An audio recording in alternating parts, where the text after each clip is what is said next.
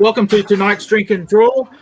We have quite the ensemble tonight. We've got Lauren, Darren, Ed, Tad, Dave, Robbie, a new one, Rob, Spedsy, and Peter. I was like, since when do you call me Robbie? I was like, yeah, that's weird. Robbie next to you. Yeah. You're not the only one, though. Hey, Robbie next to you. Separate them, mate. Cool. And our special guest, of course, is Tad tonight because we're doing Dark Nebula. So, everyone start drawing. Tad who? Hey guys. Tad. Tad, Rob. Tad. I got my reference. Cheers, Tad. Oh, nice, Ed. Ring, ring, hello. The calls are already coming in. Someone's phone. What is this, a telethon? If anyone would pledge 3 million to myself, I'd be quite happy. So just Tad, when did you originate Dark Nebula? When was the origin? The origin of Dark Nebula. Okay. Back when I was about 5 years old, my dad came home with a comic book, and that was it. I was sold on comics as my hobby for life, but I didn't want to just read comics. I also wanted to write them, but I didn't want to write other people's characters. I wanted to create my own, write my own character and just write that. And that became my lifelong ambition basically from age 5 onwards. And probably Dark Nebula, like a lot of people say that they might have had imaginary friends, but my imaginary friend was my concept that I kept developing all the way through school and through college. The first iteration of Dark Nebula was an essay in 4th form. I then did my second iteration in 1977 for my major work in art in the HSC, which, by the way, I've still got all that artwork. And in my years at college, that's when I really took the concept of the Fat Farm, so that by the time I finished art college, I had the fully completed, fully formed final version of Dark Nebula, which everyone knows from the 1982 graphic novel. Cool. 1982. Yeah. So it was a big trek just to get him to that point. And then after that, well, everyone else is pretty much aware of where the concept's gone from there. But interesting to note that if anyone wanted the very, very first printed appearance of the Dark Nebula, good luck getting that, because that was in a college paper for the Riverina College of Advanced Education, now part of Charles Sturt. And it was just a cameo appearance in an underground comic I did at the college for one of my assignments, which I got an A for, by the way. But no one ever kept them. I've only got the bromides of it, and it's just a cameo, but there he is. Very good. That was, what did you say, 1982? So that's 40 years old next year. That's right, 40 years old. The Dark Nebula, next year's 40 years. And there are a few things we've got in the works for it. Some people know what they are. I'm playing probably the big one a bit close to my chest because it's pretty massive. It's something that is, well, not only does it work to signify Dark Nebula's 40th anniversary, but the following year is the 40th anniversary of another very significant Australian property, and let's just say the two of them are going to be combined. I'm pretty sure Darren knows what I'm talking about, and he's sworn to secrecy at this point as well. So but it's just we got so many great ideas, and it's nice to see that there's a renaissance of all this stuff that I think a lot of us thought, oh yeah, that's been and gone and we're never going to see it again. But all of a sudden, everything old is new again. Yeah, that's good, isn't it? Yeah. Not forgotten. Well, I can tell you now what surprised me when the State Library of Victoria contacted me about their Heroes and Villains exhibition back in 2006, 2007. And at that point, the Dark Nebula had been out of sight, out of mind for 13 years. And I was working behind the scenes to relaunch the Dark Nebula for the website, thedarknebula.com, which, by the way, launched the same month as the State Library of Victoria's Heroes and Villains exhibition. Now, they wanted to know, would I be interested in being a part of it? And I said, yeah, sure. And I just thought, okay, Dark Nebula is just going to be a part of the exhibition. But I started seeing their literature. I started seeing their teasers, all the things that they were putting out there to really tease it up. And in a lot of that was this one image of the Dark Nebula, the cover of Dark Nebula number 6, which was the final Glenn Lumsden cover of the title. And I think, Shane, I gave you that artwork for everyone to get hold of as part of the preempt for all of this. Those 3 images you gave me, I didn't end up using those. I just used other ones I found off the net. So. Oh, right, okay. No dramas. Yeah. Well, anyway, I thought it was easier that way. So that's okay. Well, anyway, long story short, when I started seeing this image being teased up a lot and used a lot, I thought, I had a funny feeling I need to go down there for this exhibition, bearing in mind that, as I said, the Dark Nebula had been out of sight, out of mind for at that stage. And so I went down there for the opening night. I actually had the suit remade for the event. In the event, we could find some dopey intern who could walk around wearing the suit, so that literally the comic would leap off the page and into real life. And that's right. As it was, we did find someone for that purpose. And so there was this guy walking around with it. But I arrived there early after having 0 sleep the night before.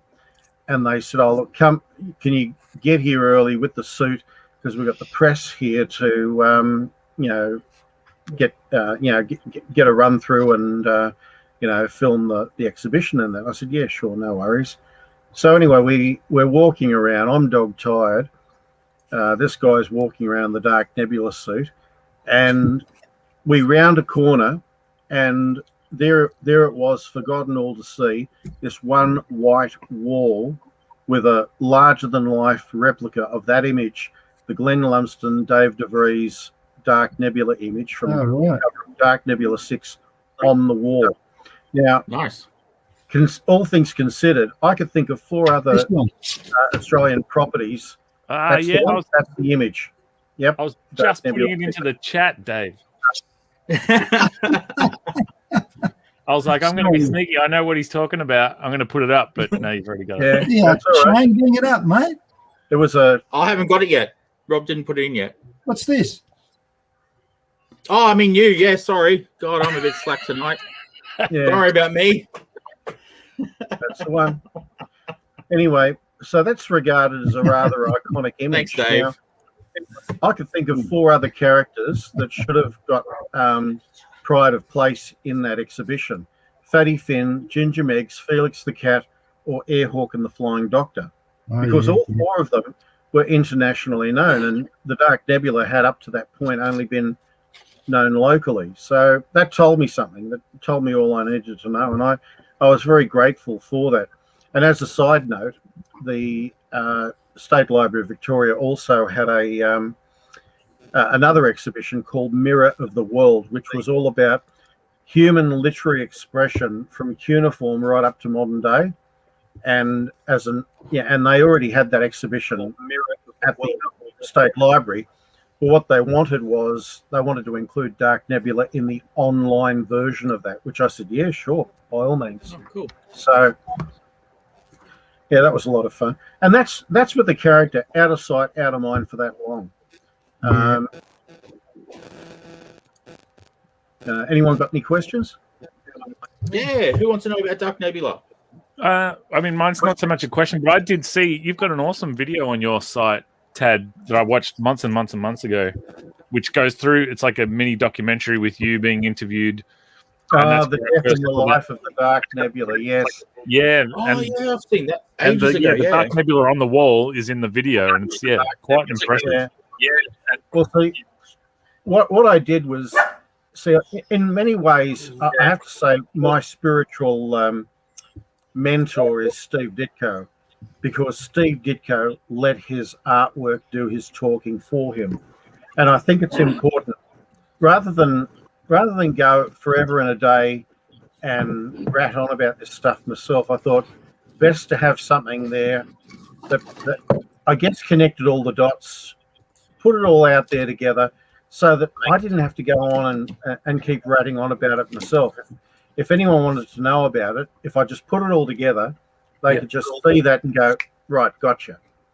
Because you get a bit tired, blowing bloody smoke up your skirt or anything like that. So, but it was interesting. Some of the aspects of it, the cultural impact, the music that was being played in that little documentary was by a dance music performer called Dark Nebula. He lives up in Byron Bay. So when I dropped him a line and said, "Any chance I can use your music?" he said, "Oh, no worries." He was so stoked. So yeah, I knew where he got that name from. It's like Brian Mannix, took one look at an Uncanny X-Men comic and said, "Yeah, that's what we'll call our group." Yeah. How did they get away with that? Yeah. Well, that's because they're in Australia and and Marvel are in the US. I actually asked him that question once because as most people know, my professional career was in broadcasting, so I just had to ask him that question. How would you going overseas? So we probably have to call ourselves I can't remember what name he gave. It was a funny name. He said we'll probably have to call ourselves the Mud Fuddles or whatever if we had to go over the US. And it was a funny name. But, there's so many different groups get their names from commercial properties, like the Veronicas. That's a good example. Oh yeah, that's from the comics. Yeah, and Dark Nebula is of course privately owned. So, I didn't have an issue with it. I found it quite flattering. But that's just one example. Yeah. As you would, and it's also a bit of advertising too, I think. Yeah. Well, the other thing too, and I always like people to know this. My central philosophy, because I still have to make a brass razoo out of this. I don't get a big head about it. I'm just grateful that it's more memorable than landfill, and that really just sums that up. So, more memorable than landfill. Yeah. So how was it when someone drew him for the first time?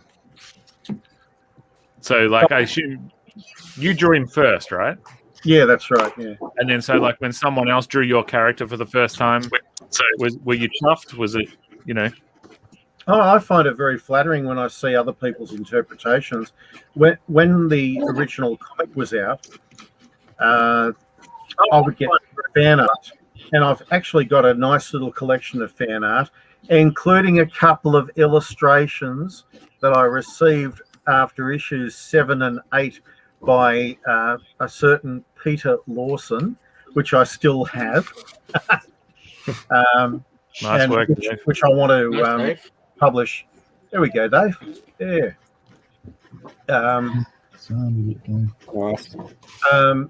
Anyway, which I want to publish in letters pages when we finally get room in the new books to put them in.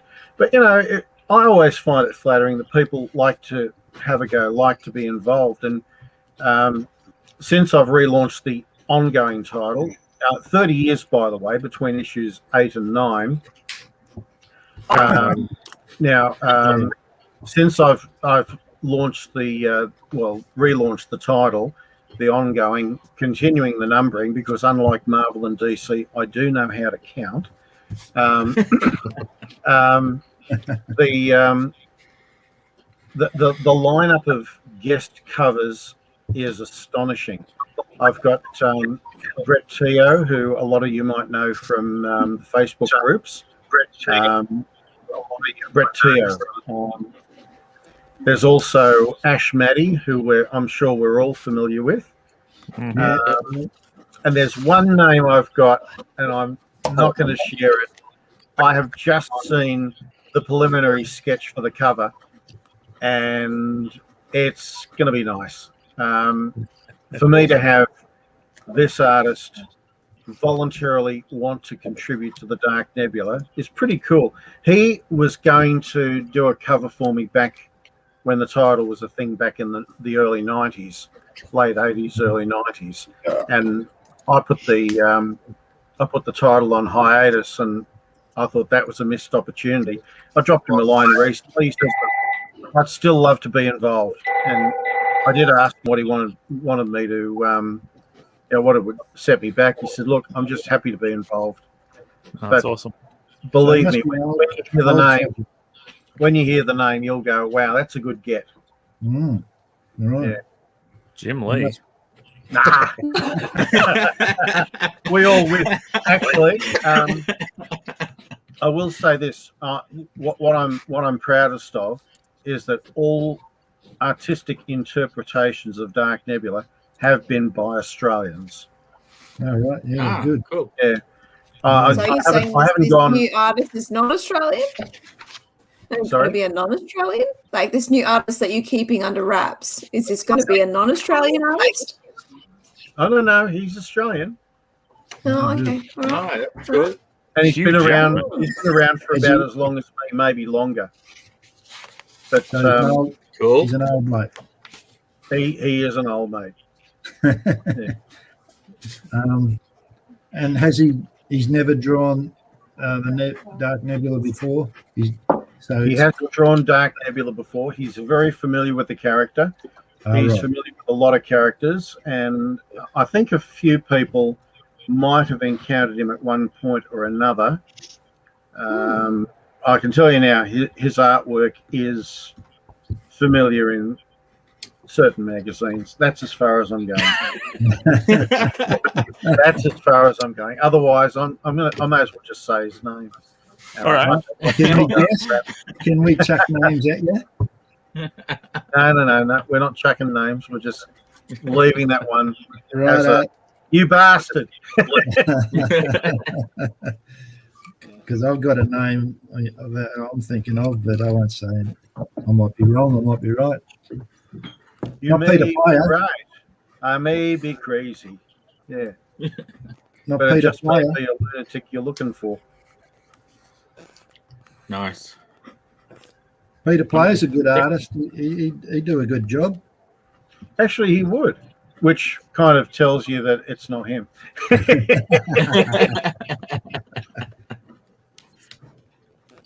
Good bloke too, Pete. Yeah. Pete. Oh, look, I can be honest. You have to go. You have to go a long way to find someone who's not a good bloke around here. I mean, I do know some real arseholes. Pardon my French, but I told you not to bring that up. but the long and the short of it is, I think as long as we treat each other well, we treat each other with respect and appreciate that, like obviously, Dark Nebula is my thing, and obviously Daz has got Killaroo and absolutely killing it with Kickstarter. We all have our wheelhouse, and and of course then there's the Devil's Dunny. Sorry, I really should put out a comic called The Devil's Dunny. Yeah. I did. The matter is, there's room for all of them. In the synopsis for number 2, when I send it to people, I did write the devilish dunny, which was totally from your lips to God's whatever. But yeah, when I had to write it down, I wrote the unholy bowley in the first one, and then the second one I was like, oh, I'll channel some Tad Devilish Dunny. Yeah. The devil shitter. Yeah. Satanic Number shitter. 3. That reminds me of one of my favourite lines out of any movie. The shitter was full. Okay, what's that from? The Odd Angry Shot or something? No, that would be from Christmas Vacation. Oh. Ah, that's right. Yes. Randy Quaid. Okay, yeah. Chevy Chase. Yeah. Well, I'm going to pick on the new guy, Robbie. Tell us a Hey. little about yourself while you draw. Oh, there's not much to say. It seems like I've somehow stumbled into like a group of really accomplished artists, and yeah, you know, I've done a few things like a few children's books, but not really published them, and I've done a children's book app with a web developer friend of mine called Bush Friends, That's cool. which is Cool. yeah, it goes through like a children's story, and you flip through the pages, and it's on Apple Store at the moment. If you're interested, All right, cool. Good on you. yeah. Well done. Actually, just so you know, back when I was doing the original Dark Nebula graphic novel, there was no networking at the time. No one knew anyone else. And it was the release of that first graphic novel that eventually led to the creation of Cyclone. Now, the fan mail I received on that book, the age ranges started from age 12 up to age 65. Now, let's go to age 12. The 12-year-old kid who wrote to me wanted to know everything I could tell him about comic book production. So I literally helped him with whatever techniques he needed to know, the just things like, you know, page size, you know, all of that, you know, all the measurements, everything he needed to know. Because I learned a lot of this from Paul Power, who went on to become a storyboard artist in the US. And he's been in Hollywood for over 40 years. So I got a lot of my technique from him because I was studying, watching him do not only Airhawk and the Flying Doctor, but his own Professor Om comic strip for the, I think it was the Sunday Telegraph. It was one of those Sunday papers anyway. So my, I guess you could say my apprenticeship was literally peering over the shoulder of someone while they were working. So a lot of this stuff I picked up along the way, and then obviously I went off to art college and took all this knowledge with me. And this 12-year-old kid wanted to know what I could help him, you know, in terms of putting these comics together. That 12-year-old kid was named Jason Stanley. Jason Paulus. Ah, was it? Right. 6 years later became the series artist on Dark Nebula. Gee whiz, didn't we just see that book in Dave's hand a few minutes ago? That was I think that was actually one of Jason's first printed works. Yeah, it's Wow. He took over from Glenn Lumsden, and he took the second part of probably one of the most epic adventures that I put Dark Nebula through. And at the same time, he was working on developing his Hairbutt the Hippo, which he then obviously collaborated with Bo. So yeah, so he was one of my first contacts, and believe me, when the Cyclone guys introduced me to Jason, I didn't have to be reminded. I went, oh yes, I know. 6 years before. I know. Exactly. Yeah, And- you got him started. Well, that's right, and I like to think that he got his start despite what I had to share with him. I always joke like that rather than What do we got there, Dave? He's coming along. Nice. Yeah. Cool. I fixed this hand up. It was too short before, so I've brought it around more for shortening on it. Oh, okay. Oh, yeah. Cool. Nice. About ready to start inking that. Yeah. Oh, wonderful. Anyway, just so you know, the genesis of Cyclone. Oh, what have we got here? Right. Oh, Yeah, cool. looking good, man. Very cool. That's Good cool. on you, Spitty. Oh, brilliant. It's still got a ways to go. Yeah.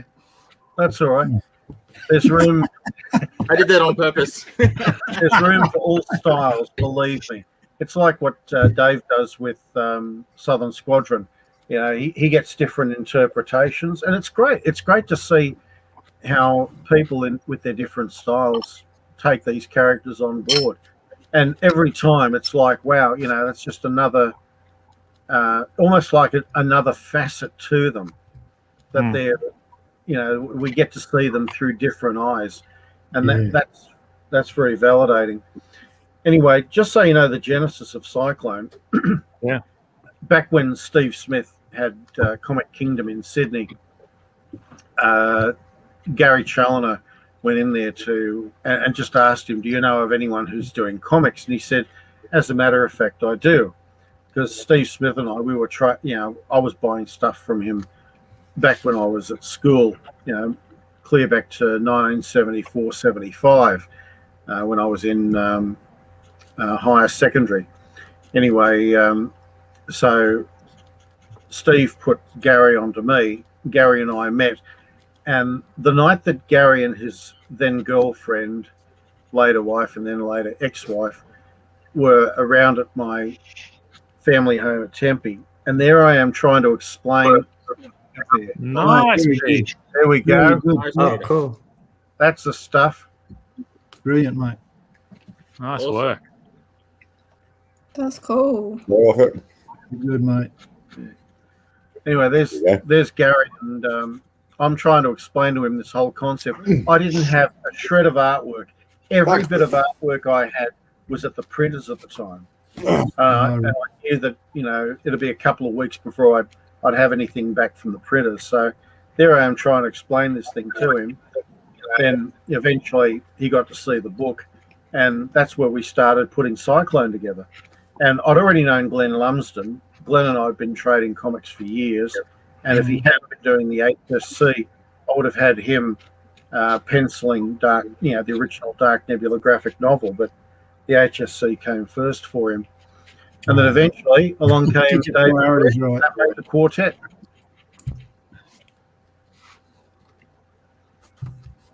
And then when did it stop? When did Cyclone stop putting books out and all sorts of stuff? Well, early 90s, we started to, let's see, I think because all the other guys were starting to get, you know, work outside of Cyclone, that started to wind things down. I mean, to their credit, Gary, Dave, and Glenn, you know, managed to latch whatever deals they got. I didn't try that for one good reason. I already had a career in broadcasting. For me, comics was always a sideline, and one that I did as a passion more than anything else. And the God's honest truth about why I stopped releasing Nebula is simply this. I was at a convention, one that George and Chrissy organised from King's Comics, and one day there I am stepping up and talking about what was going to happen in Dark Nebulas 9, 10, 11, and 12. And then the following day, the guy from Marvel Comics gets up, and his spiel was basically, we are going to glut the market with extraneous crap, and we're going to flood you little bastards out.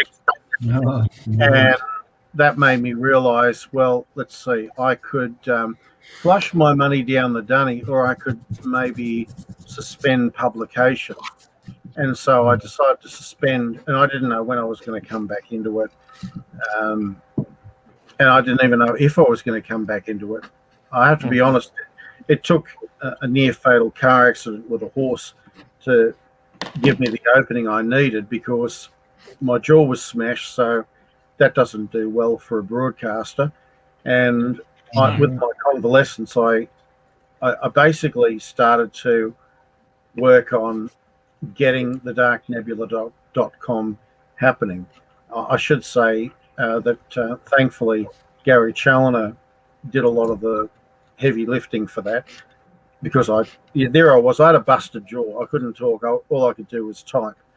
And while I was using that convalescence for that purpose, that led to the darknebula.com happening. And I put out a lot of, like a good number of trade editions of the Dark Nebula, the Golden Age Southern Cross, and the Southern Squadron. There were 5 of Dark Nebula, 1 of Southern Cross, and 2 of the Southern Squadron, and those proved very popular. And I think I even saw just this evening. There was what was it? Someone was it Dean Rankin did a apology of Squadron cover, and that was fun. Yeah, no, I thought that was fantastic. It's always great to see these.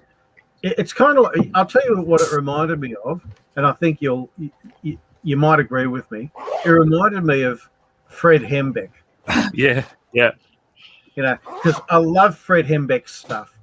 And okay, he's very unconventional, but he gets his point across.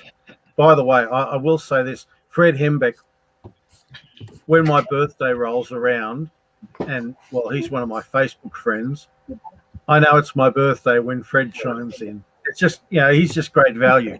But that Dean Rankin bit, that's great value. I don't know. I guess for me, it echoed a little bit of. What I love about what Fred Hembeck does. Yeah. So but that Squadron cover, that was actually the edition, the trade edition. That was one of the ones that I published back in the noughties. So cool. I love that Dean snuck in a nipple. You can't have a picture without a nipple, that man. Did he? Yeah, he snuck in a nipple on Night Fighter. Now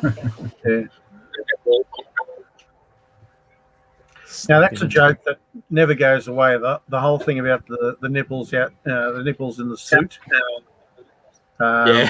With the Batman. Has anyone ever watched the TV show Psych? No. No, I haven't actually. Fake psychic, real detective, and the biggest bullshit artist you'll ever know. Anyway, they did a comic convention episode, and there was reference about how this guy, who was a comic creator, his character was going to be huge, and they put out this movie, and it had the nipples on the costume, and of course, playing up the whole bat nipple thing. Batman, which was cool. So, if you ever get a chance to, I trust me, you'll enjoy Psych. That was successful on the Tale of Monk. Oh, okay, Monk. I remember that show vaguely. Yeah. Yankee show. Monk. Monk was that big bloke out of something, wasn't he? Tony Shalhoub. He had these. He had every neuroses you could think of. Right. Yeah, I think OCD was the one they really played on the most, if I remember correctly. Well, that's right. Yeah, that was such a funny show.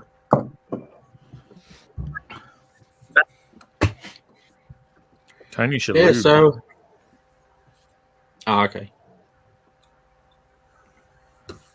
So how's everyone going? Anyone got something to show? Yeah. Oh, nice, Dad. Nice. And you're off the screen there. There you are. Oh, nice. Looking good. Very nice. Nice one, Dave. Oh, we got another one. Sweet. Nice one, Dave. There it is. Nice. I've already got a Dazzler Dark Nice. Nebula. Oh, hang on. I'll just boost that up. This is only pencils. I'm afraid. All right. That's You can- from you can just that's see it. Daryl done that, did he? Oh, Darren did that? No, this Yeah. one's mine. Oh, that's Oh, yours. that's yours. Okay. Oh, sorry. Yeah. Very cool. Yeah. Nice. Oh, hang on. Sorry, I pressed the wrong button then. I've just sent it through to you.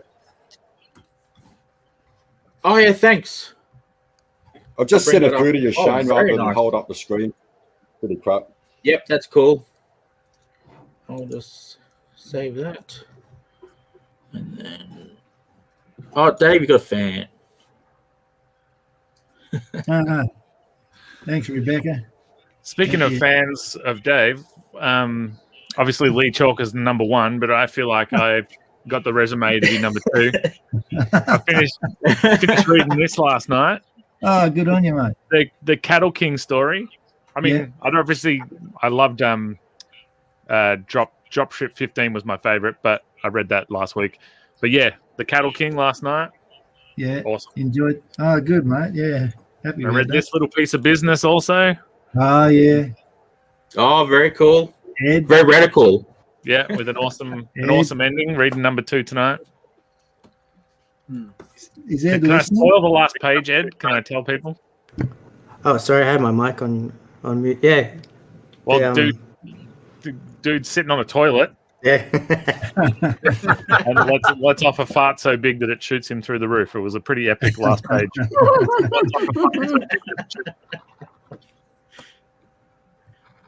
Cool. I'll just bring up Peter's. Good on you, mate.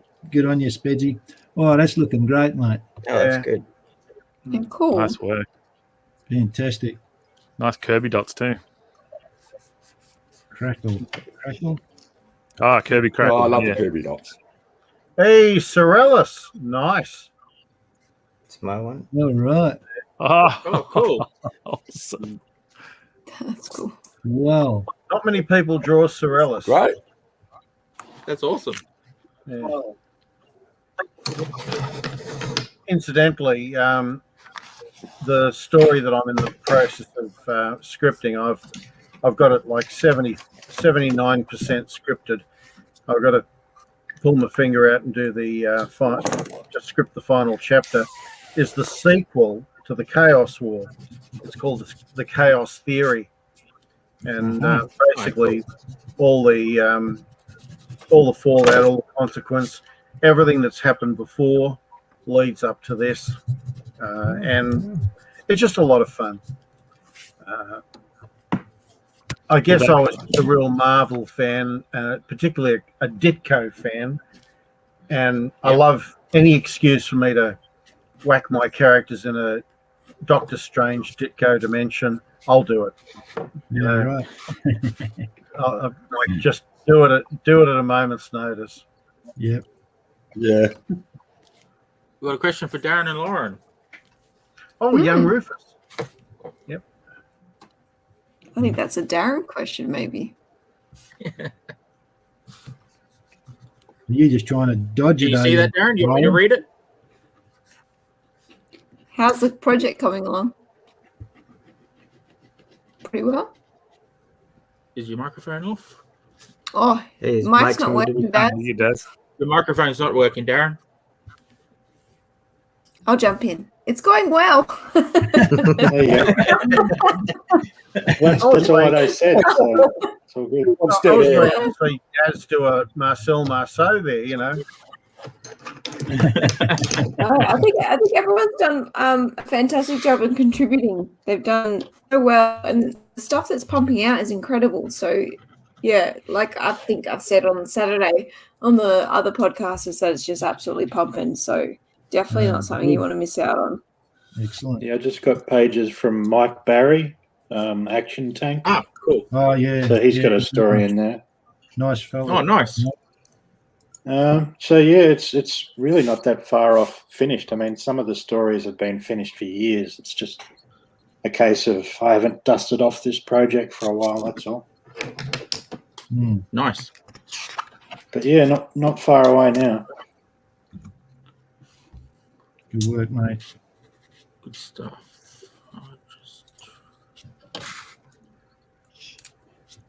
Now, just got to load. Oh. Lee didn't do this in an hour, just so everyone's clear. Oh. But this is Dark Nebula. Yes. No, he's done it Golly. in 42 minutes. Yeah. That Very nice. freaking Great shortcut. work, mate. Yeah, he's got to just show us up, hasn't he? I remember when Lee said he wanted to put that one together. I was impressed to put that one together. He Yeah, doesn't it's have very much cool. time for. He doesn't have much time for Dave Dye though. That Lee Chalker.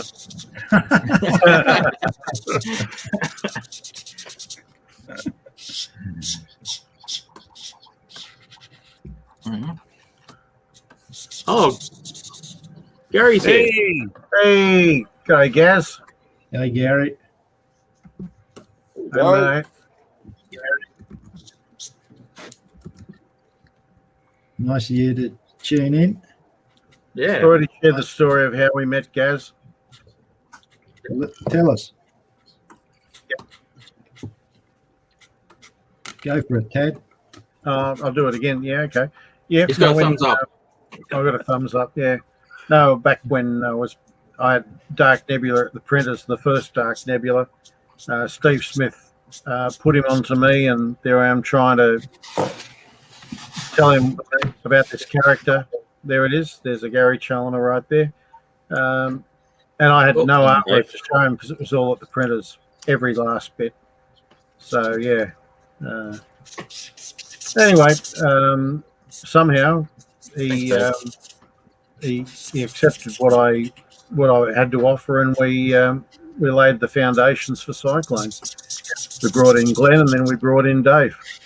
No, Awesome. Oh, Dave, reminds me. and the rest is history. That's right, and literally history.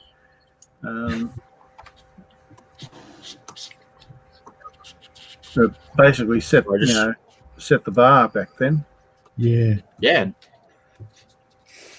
Well, it's good, a lot of that stuff. Like Gary's reprinted a lot of his Jackaroo and Flash Domingo. Adventures Illustrated, isn't it? Yeah, bloody brilliant stuff. And Gaz, I absolutely love those books you sent me, mate. I do appreciate it. All those Cyclone Redux. They go in with all the Cyclone classics. Yeah, I wasn't buying comics back then. Back in the 80s, I was doing other things. When Gary's released all that stuff, I've been able to catch up on it because back in the 80s, I had other things in my mind than buying and reading comics. I was just doing other things, joined the army and all that sort of stuff. going to war, Dave. Yeah, yeah. I was going to ask what her name was, but What's that? Was that Peter? Was that Peter? That was Peter. No, he must be frozen. I was going Said to he was ask. gonna ask. You were saying you're doing other things. I was going to ask what was her name. And does she have any sisters?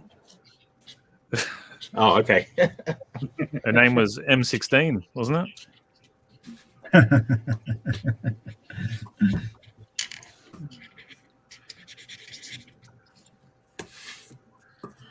So, Dave, you were in the army up until kind of recently, right? 2013 or something?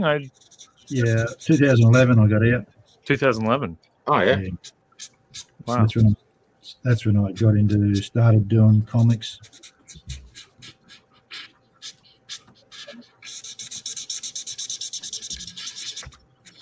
Someone's got the Nico going. It's me. Yeah. Can't hear my brush. I can't use the brush. I Okay. can never get the hang of it. No, it's too fiddly. I like it. And I don't get those fumes. You're spaced out. I know why you're not drinking. Actually, interesting note about brushwork. I mean, back when I was illustrating, the pages of that 1982 graphic novel that I used the brush for, they're the pages that still stand up today. But Yeah. I was also going through my Terry Austin rotary pen inking phase, and those pages really did not. Yeah. Did the ink turn a different color? No, actually, it didn't. It was thankfully everything stayed, flat black, so to speak. But the brushwork just there. I can actually look at those pages, but the others I just turn a blind eye to. Mm. Yeah, right. Because of the ink quality you're talking about? I'm just talking about just the the application. I guess how it all came together. The brushwork was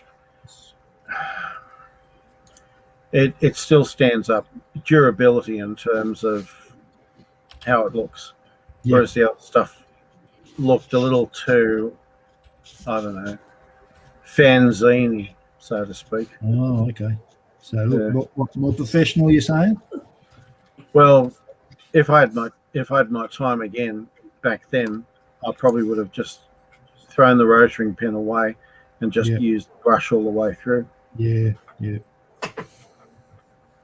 Yep. Yeah.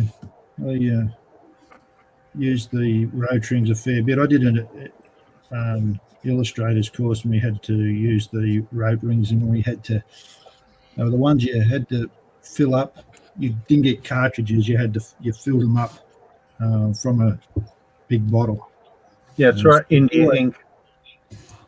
Yeah, and they always getting clogged up. The small ones were getting clogged up all the time, and you'd spend half an hour or try and unclog your pen when you should be working. Well, see, I was proficient with it, but when it came to the actual comic work, the only thing the rotary pen was good for was bloody lettering. That was it. Yeah. For the rest of it, it should have just been brushwork. Yeah. Yeah, I like the brush, that cursive line you get. Yes. Sort of line. You can't get that with a rotary. No, that's right. Well, there you go. Killing it. Looking good, man. Looking good. That's a great example. Yeah, that line weight's so good. You have to keep going over it and over it to get that kind of thing with a pen. Yeah, yeah. It never looks the same though. It's funny, there are some artists who I never cared for first time around, but when I look back on their stuff, the only thing I could say they had over a lot of these younger, more trendy and more popular artists, especially guys who did what I call bastard manga, all these popular artists, a lot of the image guys. But when I tell you who I'm talking about in terms of these older artists, you may or may not know their work. Dick Dillon and Joe Giella were regular artists on Justice League of America back in the late 60s, early 70s. And I just never cared for their stuff because it was just bland and it was static and it was just boring. When I look back on this stuff, their art is so clean. Yeah, it's the brush work. It comes down to technique. Yeah. Technique. That's why I have a lot more time for brush work than I have for people trying to do fancy dazzling. Gary Challoner's got a question for you, Edmund. Oh, the globes. That's my wife's globe collection. You get that question every time, I think. Just about. I don't know how to fix my camera, so it's just on me. So probably get it again next time. Yep. If they don't ask it, I'll ask it, Ed. How's that? Thank you.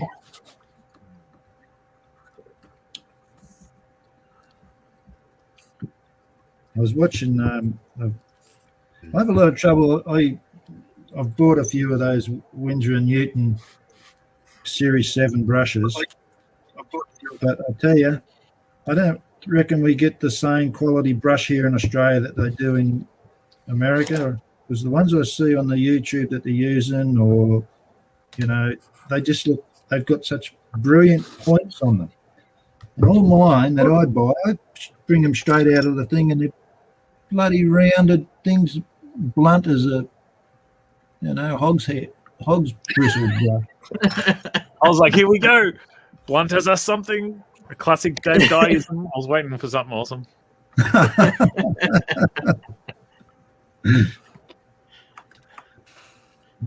David's got everyone. Lee's good at it too. Flat out like a dry mango or something the other day, or like something like a half sucked out mango. Yeah, half sucked out mango. That's what was cool about Amazing Tales Day. There's so much of your voice in a lot of your characters. Like some of the language was so cool, the way they talk. Yeah.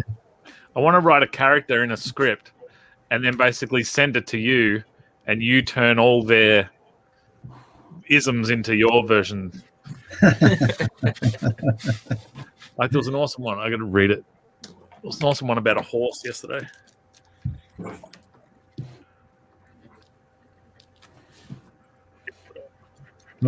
Everyone's concentrating a lot there. This one, Tad. Sorry, Nebula's got everyone's concentrating on Dark Nebula this time. There's not a lot of chit chat. Well, there you go. They all want to impress. That's what it is. Remember Kevin Rudd coming out with what do you say? Fair suck of the sauce bottle.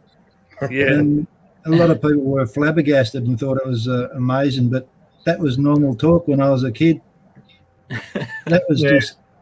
We always said things like that. That's the way we grew up. Dry as a dead dingo's donger. That was in our vocabulary. It wasn't something unusual. No. Actually, that we used to reminds say. me. So we used to say "fair suck of the sav." You did, yeah. So that's sort of. Well, if you watch the movie The Sapphires, a lot of the language, a lot of the colloquialisms they used in that movie, it just reminded me of just the way people spoke back then. Like blast you and all that sort of thing. That everything sounded so tonally right for the 60s. It's like I couldn't pick one bit of dialogue in that movie that wasn't right. Yeah, right. Nice. I don't know. Found it, Rob? Oh, I found one. I found heaps, but I found one. Keep it down, you yobbos. Pack your bongos. We're moving. And they're like army dudes. Like there's no bongos to be had. You're a crazy bugger, Jono. Not me. I like them hot. And you're a flaming lunatic. Blimey. Must be flaming galah, not lunatic. Bongos, yeah, canteens, mate. You're drinking canteens. They're your bongos, mate. Oh, well, there you go. Learn something. Can I?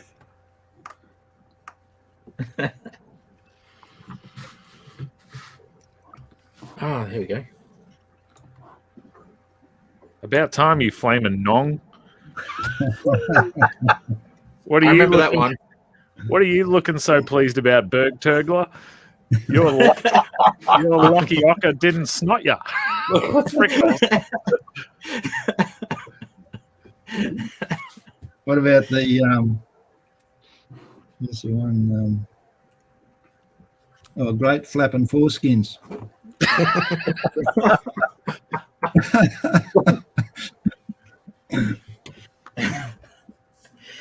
Oh dear.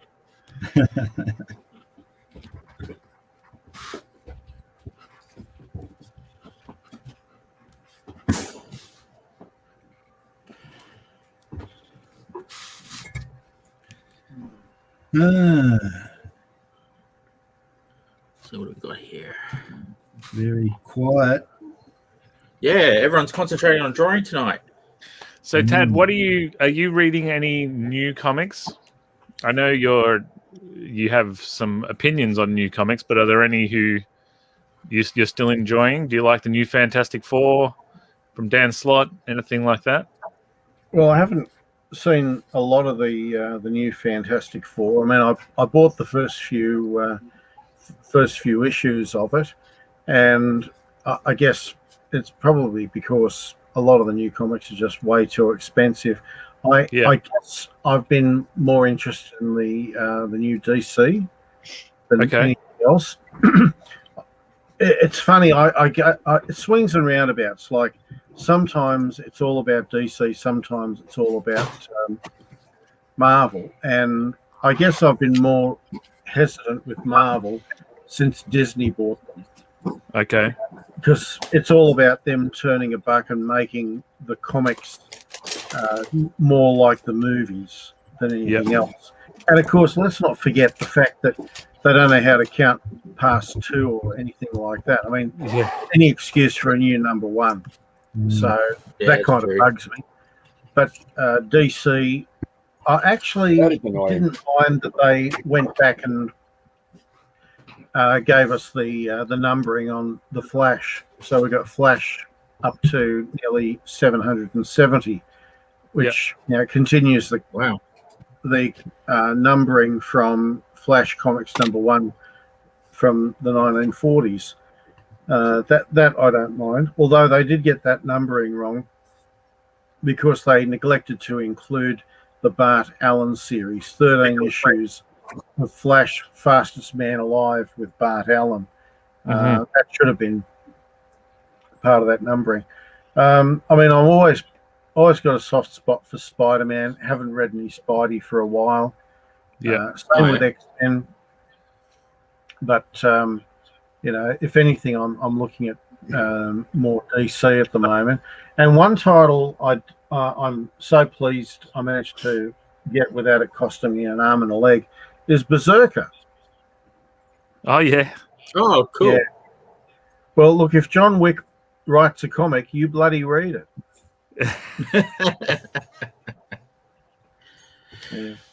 Well, I wasn't watching the time. Everyone, it's been an hour. And have your dog with you while you do. Where's everyone up to? Nearly I finished. just wanted to add something. Oh, Yeah, sure. There's no. Okay, I'll just zoom in on Robbie. Oh no, who got beaten there? We did start a couple. We're racing. Oh, nice. Good on you, Robbie.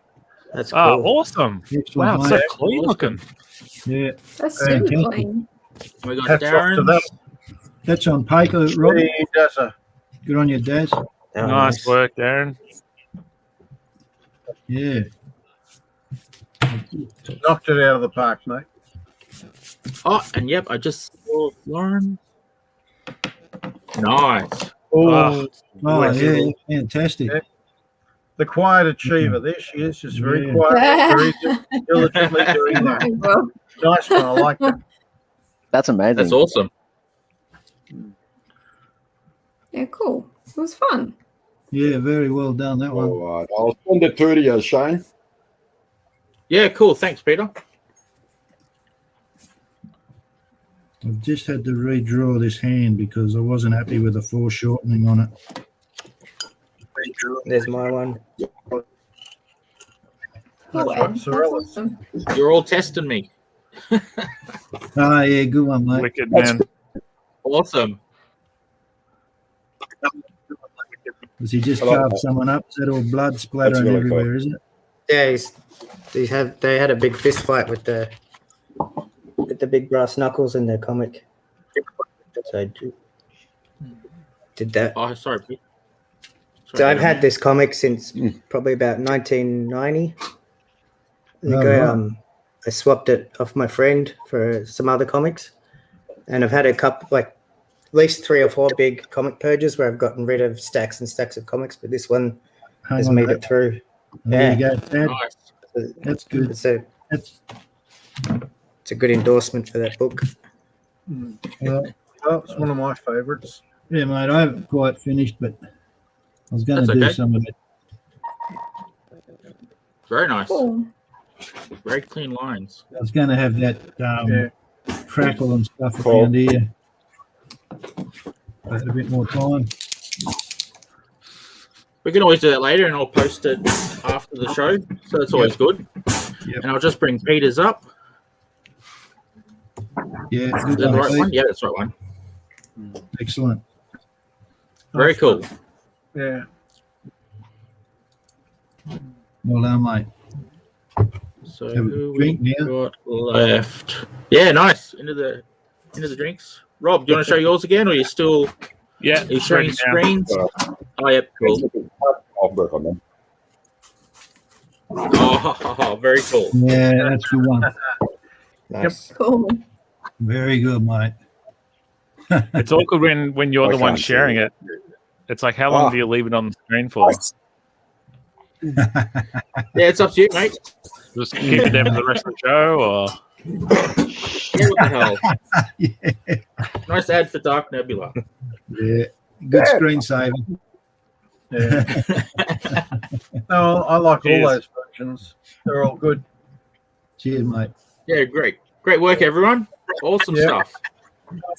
Gee, that's an hour go quick, isn't it? Yeah, now it does go quick. Especially when you're not watching the time. Almost missed it.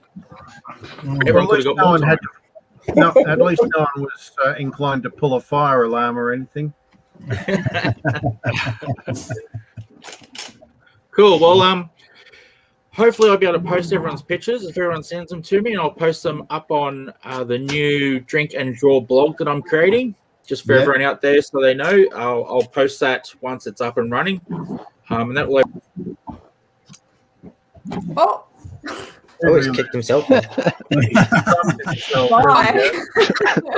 I'm the host now. Let's all talk oh, about it. Shane gone. Go. Lauren, Edmund, you're you're in right. You're right. So, I'd like to tell you guys about my book, Dark Nebula, that I started in the 80s. Oh, Sorry about that, guys. Come on, Edmund, were you alive in the 80s? damn. I was born in 1978. Okay, I just tried to click on comments to see what people were saying, and for some reason it locked me out. You just wanted to go. It's fine. Shane, you want to leave. It's all good. Cool. Yep. Okay, we've got a comment. I'll just put that up. Okay, yeah, so thanks, everyone. Sorry about dropping out there. That was a bit stupid. Glad you're watching, mate. Awesome pictures, everyone. For anyone who hasn't finished them, send them to me finished. That'll be awesome. And I'll put them up on that blog. I'll post them as well. And yeah, we collect them on the blog. I'm trying to collect the entire series that we've done so far as well on that blog. So that'll be pretty cool. I'll let everyone know when that's up and running so everyone can check out all the pictures from session 1. That's right, we call them sessions. So thanks everyone for joining us. Great night, great pictures, great art, I should say. And thank you everyone out there, and see you. Good night, and see you next week, Friday, 8 p.m. Australian Eastern Standard Time, every week. Cheers. Thanks everyone.